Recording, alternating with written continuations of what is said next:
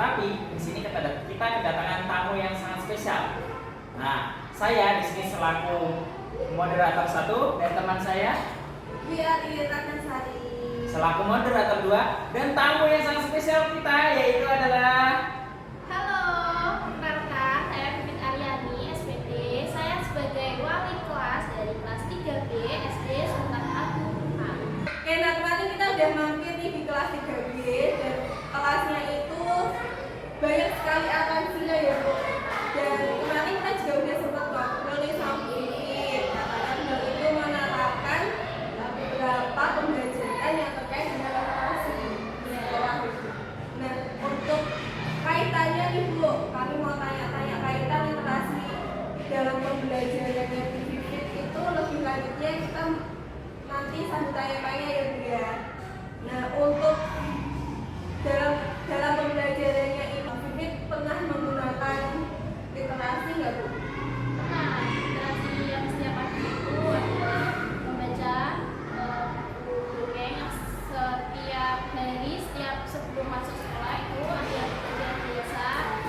kebiasaan lah ya, kebiasaan setiap pagi itu ada membaca buku yang sudah dibawa setiap anak membawa satu buku novel yang kesukaan mereka sendiri di rumah dibawa ke sekolah.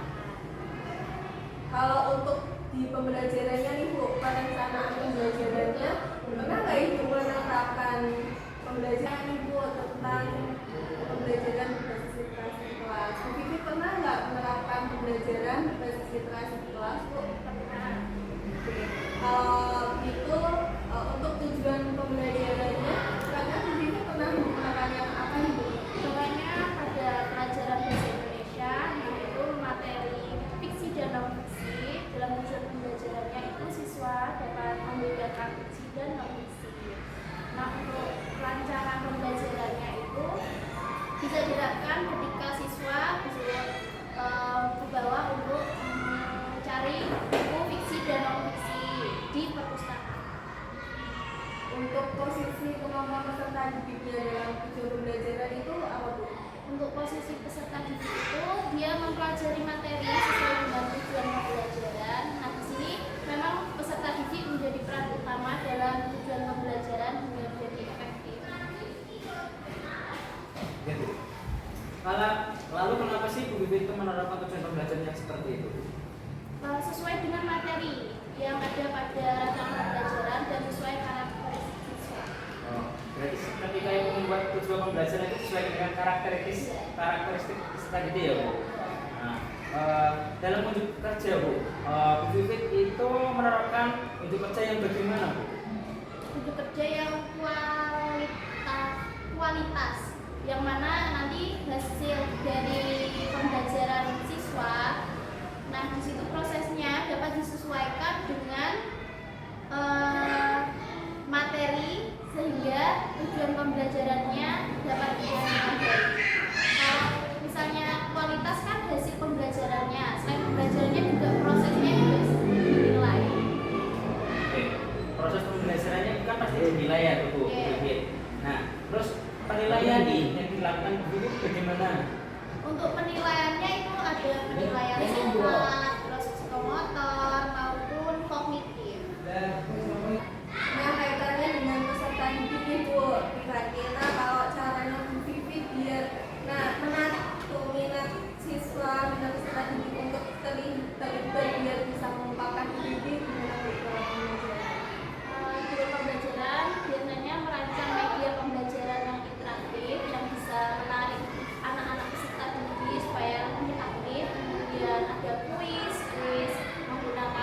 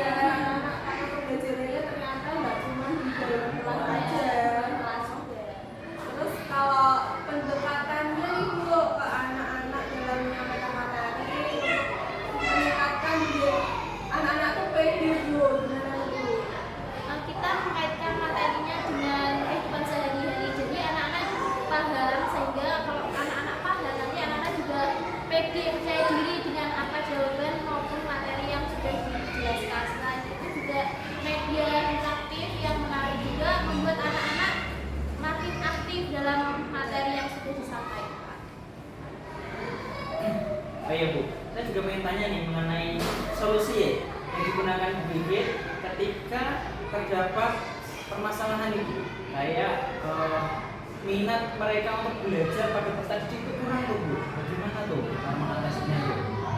Nah, untuk itu kita memberi pendekatan kepada siswa-siswa dengan pendekatan komunikatif. Nanti kita banyak-banyak komunikasi dengan anak-anak, apa kurang dari anak-anak sehingga kita tahu apa ini anak kurang apa. Nanti kita memperbaiki pendekatan tersebut. Strategi apa yang kita dapatkan untuk mencari kesulitan-kesulitan yang siswa alami. Bu Vivit ini kan ngajar kelas 3 nih ya. Nah, pastinya kelas 3 tuh tingkatannya kan masih kelas rendah ya Bu Vivit. Nih. Nah, pernah nggak Bu Vivit tuh menemui hambatan yang merasa Bu Vivit ini sulit untuk diatasi? Oh banyak hambatan. Terutama misal anak-anak belum paham nih pada materi apa, sehingga anak-anak jadi selanjutnya jadi malas mengerjakan soal. Misal kalau materi ini kok belum paham, jadi selanjutnya anak-anak misal diberi soal kan, itu malas mengerjakan.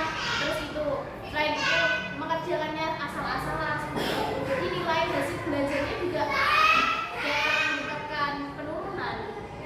Oh, begitu ya Bu Vivit. Oke, Bu, bagaimana cara Ibu melibatkan peserta didik untuk eksplorasi ide-ide dan mengungkapkan apa sih yang ada di pikiran anak-anak, Bu? Semisal ada materi yang agak-agak kurang umum dari yang didengar oleh anak-anak. Nah, nanti saya memberi topik yang sesuai dengan materi itu. Nah, nanti anak-anak menjadi bertanya-tanya, oh ini materi apa yang dulu, sehingga berpikir anak-anak jadi menjadi berpikir kritis dalam materi tersebut, sehingga muncul pertanyaan-pertanyaan yang muncul rasa ingin tahu anak-anak, oh ini apa ya Bu, ini apa ya Bu, Memunculkan kekepoan. kepo. Oke Bu, saya juga penasaran nih Bu, ketika Ibu Vivit mengajar, bagaimana cara Ibu untuk mencapai potensi terbaik mereka nih, peserta didiknya tuh, bagaimana Bu Vivit? Ketika di Sultan Agung tempat ini menerapkan ada SLC, nah student led competition, dan di situ nanti anak-anak menampilkan keterampilan pencapaian yang telah dia lakukan, yang dia miliki. Contoh dia bisa ada ekstra taekwondo, dia bisa menampilkan taekwondo, terus dia bisa puisi, dia menampilkan puisi. Nah di sini nanti anak-anak yang menampilkan tersebut dilihat juga orang tuanya. Nah itu sebagai puncak keberhasilan anak. Berarti orang tua ikut berterlibat dari mereka. Selalu Semua kegiatan yang dilaksanakan di Sultan Agung ini ada konfirmasi dulu ya dari orang tua. selalu kita harus komunikasi setiap saat. Untuk kegiatan untuk anak-anak ini, Bu, dalam pekerjaan rumah atau pengalaman di luar kelas yang untuk memungkinkan peserta didik mengembangkan dan untuk dalam pemahaman mereka tentang ide penting seperti apa, Bu? Kalau di sini kan ada program Kusula Mengabdi. Nah di sini nanti anak-anak bersosialisasi, contohnya di masjid. Nah nanti di situ anak-anak yang Kusula Mengabdi itu dalam masjid untuk bisa membantu membersihkan masjid atau membantu apapun kegiatan yang ada di masjid, sosialisasi dengan masyarakat setempat seperti itu. Keren banget ya, Bu. Iya. Harus menunjukkan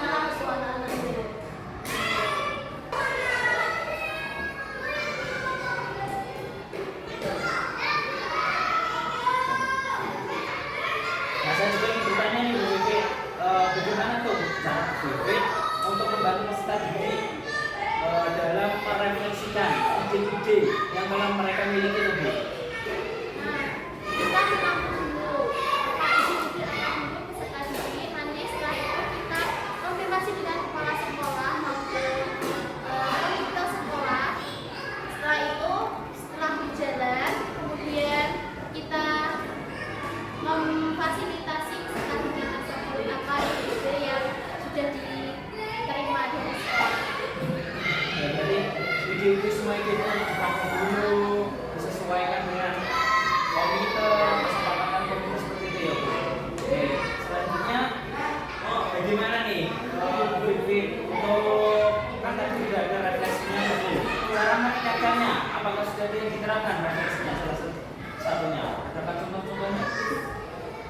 Kayak Contohnya misal ada tambahan pembelajaran atau kelas atau misal kelas skip atau ada ekstra-ekstra lainnya kan biasanya kan ada dari luar maupun dari peserta didik teman sebaya yang sudah bisa.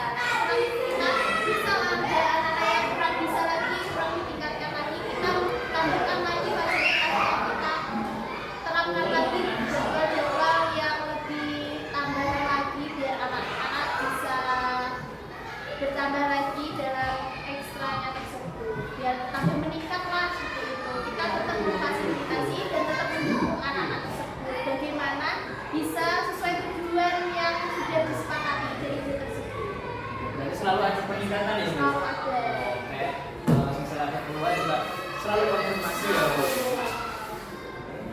Kemudian untuk strateginya nih Bu, strategi yang digunakan untuk membantu peserta didik berpikir secara kritis nih Bu tentang proses pembelajaran yang mereka jalani, terutama untuk mengevaluasi kinerja mereka. Kalau misal di kelas itu kan ada kelompok belajar. Nah, misal ada kelompok belajar, nah kita memberi topik permasalahan. Setelah itu sesuai dengan materi sehingga nanti anak-anak berdiskusi, ada yang memiliki pemikiran yang kritis, kemudian mereka mempresentasikan hasil diskusi tersebut. Sehingga anak-anak berlatih berpikir kritis. Berarti langsung masuk ke presentasi dari Oke nih Bu, ada pertanyaan lagi nih. Bagaimana cara Vivit membimbing peserta didik dalam penilaian diri, evaluasi diri, dan penyesuaiannya tuh Bu? Bagaimana? Oke. Peserta didik kan kita beri asesmen soal. Nah, setelah itu kita bagaimana memperbaikinya dengan memberi remedi. Terus kemudian kita nilai-nilai tersebut kan sebelumnya kita kumpulkan di portofolio. Nah, di situ jika ada siswa yang masih kurang dalam nilai-nilai tersebut yang tidak sesuai dengan nilai KKM-nya, nanti kita remedial. Nah, di situ kita memberi penilaian dan soal-soal lagi sebelum-sebelumnya. Nah, apabila remedial tersebut kok masih ada peserta didik yang masih kurang dalam materi tersebut, kita ulangi lagi materi tersebut, kita pelajari lagi materi tersebut sehingga peserta didik akan lebih memahami apa yang kurang dari materi tersebut sehingga menjadi lebih baik. Selain itu misalnya saya juga memberi strategi dengan menyesuaikan materi yang telah kita laksanakan. Berarti harus disesuaikan juga ya Bu? Iya, harus sesuai strateginya. Oh ya, lalu bagaimana nih cara Ibu agar peserta didik itu terlibat dalam evaluasi untuk mengidentifikasi tadi kelebihan dan kekurangan yang dialami peserta didik untuk sebuah tujuan masa depan dan memiliki apa itu namanya, meningkatkan semangat belajar. Kita kan ada pendekatan memberi strategi, penyesuaian strategi, memberi model pembelajaran yang menarik sehingga peserta didik lebih semangat belajar. Selain itu kita memberi motivasi, saran, masukan kepada peserta didik sehingga peserta didik lebih semangat belajarnya agar meningkatkan pembelajaran tersebut. Jadi harus didoping terus ya Bu, kayak Iya. mengetahui dipush terus ya bagaimana peserta didik itu jangan sampai nilai itu di bawah KKM terus ya. Iya, harus Harus ada meningkat terus. tingkatan terus ya Bu. Oke. Ketika ada peningkatan juga tidak signifikan ya, harus Iya. selalu Terus selalu meningkat, ya, Bu. tidak boleh motos, nilainya seperti itu terus. dan buku juga menyesuaikan ya sama kemampuan peserta didiknya. Kalau misal kurang, buku yang menyesuaikan Harus bagaimana, iya harus memahami karakter siswa. bagaimana cara Ibu agar peserta didik tahu kalau mereka itu sudah mempelajari sesuatu Bu. Kemudian untuk peserta didik menyempurnakan materi untuk materi yang lebih lanjutnya gimana Bu? Nah, untuk mengerti bahwa siswa tersebut sudah memahaminya dengan memberi soal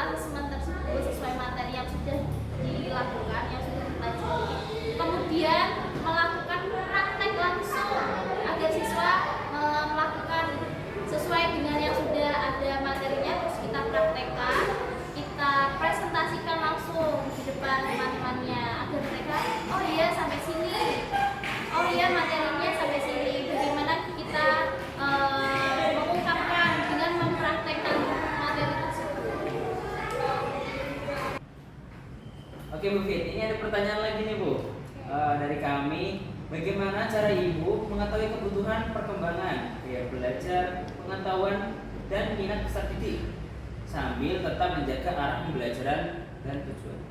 Oke, untuk sesuai dengan minat dan mengarahkan pada pembelajaran, biasanya saya mengelompokkan dalam pemetaan siswa sehingga apa yang siswa minat ini, terus siswa yang satu minat ini. Jadi kita membuat pemetaan peserta didik atau pengelompokan peserta didik sesuai dengan minatnya sendiri-sendiri. Oke, berarti ada pengelompokan sesuai dengan minat. Terus apa lagi Bu? Kira-kira sesuai dengan minat, kemampuan? termasuk, Bu? Kemampuan juga. Terus biasanya ada kayak nilai, misal sesuai dengan nilai kemampuan siswa seperti itu. Misal ada yang kurang mampu, nanti dikelompokkan sama yang mampu agar seimbang dari yang mampu membantu yang kurang mampu tadi dalam belajar. Oh, berarti ada misal nih ada siswa yang kepandaian lebih pintar tuh, Iya, dia bisa menjadi tutor kan? Nah, ya sebagai tutor teman sebaya satu sama lain. Dari Mbak Kim gimana? Bu, kalau yang ingin saya tanyakan mengenai penyesuaian rencana pembelajaran Bu, apabila ada tiba-tiba nih kadang kan kondisi anak tiba-tiba kurang gimana gitu Bu, untuk tetap memaksimalkan keterlibatan dan mengefektivitaskan pembelajaran gimana Bu? Kalau semisal ada kondisi yang tiba-tiba mendadak ya, misal ada kegiatan apa yang mendadak. Nah, misal sudah sesuai dengan rencana pembelajaran tuh. Nah, tiba-tiba seperti itu ada acara seperti itu. Saya biasanya komunikasi dengan siswa. Nah, komunikasi dengan siswa, oh hari ini harusnya belajar ini, tapi kita tunda dulu untuk besok. Jadi anak-anak hari ini belajar di rumah dulu yang ini, materi ini, nanti besok Bu Pipit ulangi lagi biar tambah mantap lagi dalam materi tersebut. Berarti harus tetap dikomunikasikan, komunikasi tiba-tiba berubah. Nah, betul. Udah rencana pembelajaran hari itu ya. Oke Bu Fit, ini ada pertanyaan lagi. Mungkin ini untuk penutup atau closing kita nanti ya Bu. Oke, yang pertama itu pengalaman belajar apa yang paling baik sehingga dapat mengembangkan dan memperdalam pemahaman peserta didik ketika Ibu Fit mengajar? Kalau pengalaman belajar yang baik itu yang mana siswa itu senang melakukan pembelajaran tersebut, yaitu di outing kelas. Nah, kadang kan ada program yang di luar kelas itu yaitu outing kelas. Kemarin kelas saya outing kelas di Depok. Nah, di situ sesuai dengan materi yang sudah didapatkan yaitu tentang pembelajaran IPAS materi tumbuhan dan hewan. Nah, di situ di Depok di outing kelas itu siswa saya belajar tentang mengenal tanaman dari akarnya atau buahnya atau bijinya, kemudian dari hewannya itu siswa mengenal seperti oh ini hewan ovipar, oh ini vivipar, ini ovovivipar, oh ini herbivora, omnivora, carnivora, seperti itu. Bisa membedakan mana yang omnivora, herbivora seperti itu. Jadi pembelajaran yang menyenangkan itu pembelajaran yang membuat siswa itu senang dan mengingat oh ini saya pernah belajar di sini yang pernah diingat-ingat.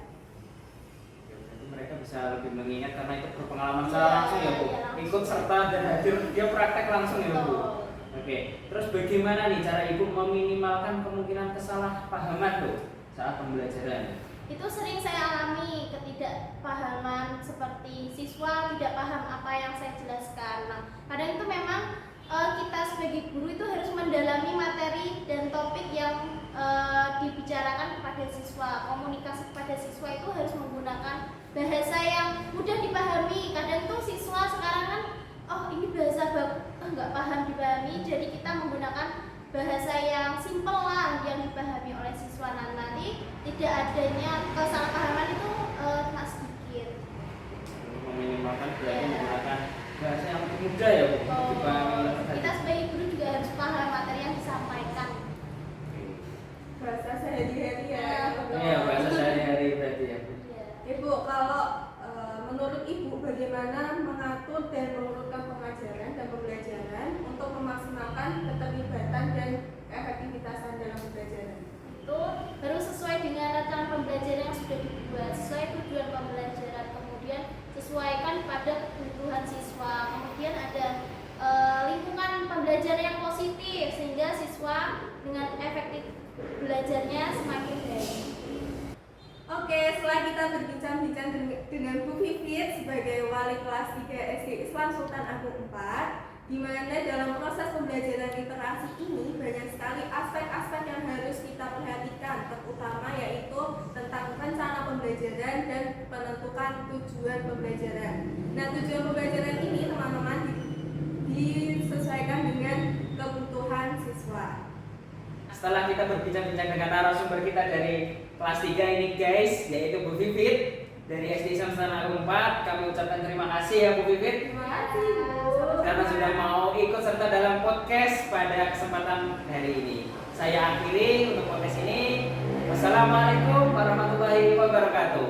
Jumpa lagi semuanya.